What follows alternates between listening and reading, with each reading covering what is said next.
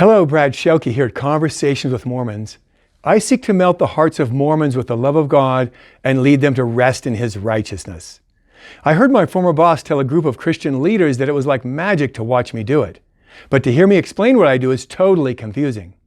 So how do I communicate what I do without confusing you? I wish my conversation with a woman I'll call Meg was on video.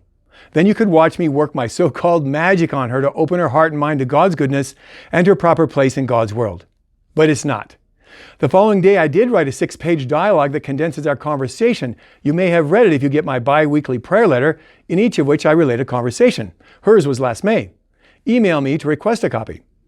In the absence of such a video, I tentatively invite you on a journey to discover my so-called magic as we begin today a new series entitled Melting Meg's Heart. I'll walk you slowly through our conversation, give principles behind my methods and questions, and explain how I work with God's Spirit to bypass her pride to help her discover her true humanity in Christ.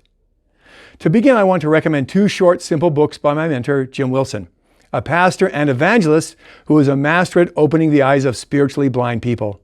He helped many hundred people trust Christ as their righteousness. The first book is Principles of War, a handbook for strategic evangelism. It explains 11 simple principles for personal or group evangelism. I specialize in 3 of these because of my context: surprise, security, and offensive. Offensive doesn't mean to be obnoxious. It simply means to take the initiative. The second book is Taking Men Alive. If you read only part of the book, read the first half, as it is totally worth it. In it, Jim explains Jesus calling Paul to go to the Jews and the Gentiles, to open their eyes, to turn them from darkness to light and from the power of Satan to God, so that they may receive forgiveness of sins and a place among those who have been made holy by faith in Him. That's Acts 26.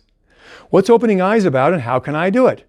Jim explains these things and relates stories of how he did it. You'll be surprised and encouraged. You can order the books online from our home office at ccmbooks.org. That's ccmbooks.org. Today I want to talk about how I met Meg and transitioned naturally into spiritual conversation with surprise, security, and taking initiative. I set up my free book table along the wide and usually busy sidewalk on the beautiful plaza outside the Student Center at USU, where the vast majority of students are Mormons. Not many students enjoyed that sunny day in April, as finals were a few days away. Meg walked alone on a trajectory to pass about 15 feet from me. I caught her eye, smiled broadly, and spoke a glad greeting. She smiled back and made a beeline for the table. Bright, colorful signs proclaimed in giant letters, "Free books."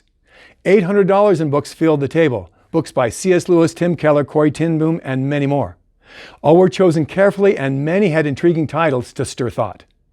My whiteboard hung from the tree behind me. Its multicolored questions in large letters invited consideration, especially the title question, "Why is love full of surprises?" The board was always in Meg's view as we talked. My first goal was to draw Meg into a conversation by being kind. I did that by being secure in my relationship with Christ. This freed me to risk and open my heart wide to take initiative with a total stranger and use surprise after surprise to open her heart. Meg's generation is unusually insecure about their relationships with everyone, including friends, because of social media.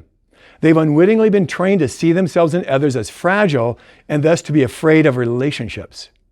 A pastor friend told me 20 years ago, before social media, that few Christian men have close relationships because they are afraid to open up until they know for sure that the other person has their best interest at heart.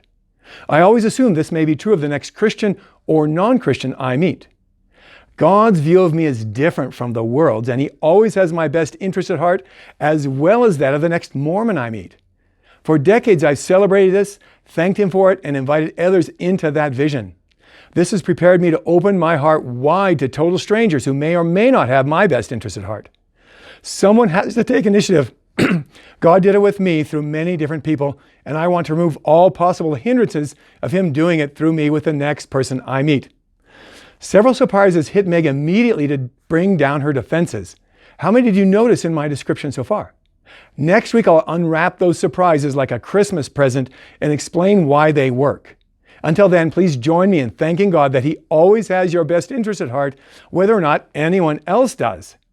Welcome to the conversation.